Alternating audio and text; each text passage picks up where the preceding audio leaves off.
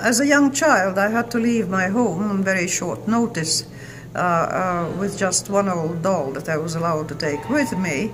I spent part of my childhood in refugee camps and then later as a displaced person elsewhere in fact on different continents until I became a citizen, an adopted citizen of Canada by choice and by also the opportunity of being accepted in Canada. So I know what it means to have to give up what you were born with and to have to go through, in my case, great many changes before you become something else. I had the unusual situation of recovering the citizenship and the rights of my birth when I returned to my native country and was elected president. That's a rather unusual path that refugees tend to follow. Both migrants and refugees have a stressful I think first period to overcome when they come to a new place.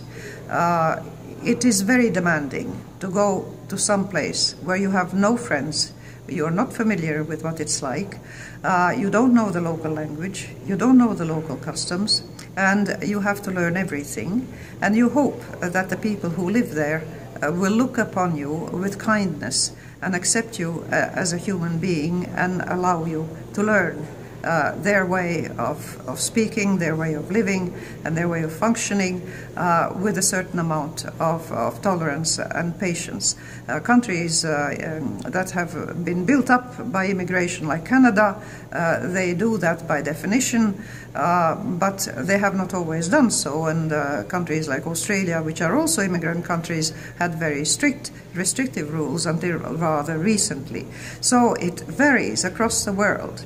The capability of any country in the world to absorb and to accept varying numbers of people coming from elsewhere depends on what?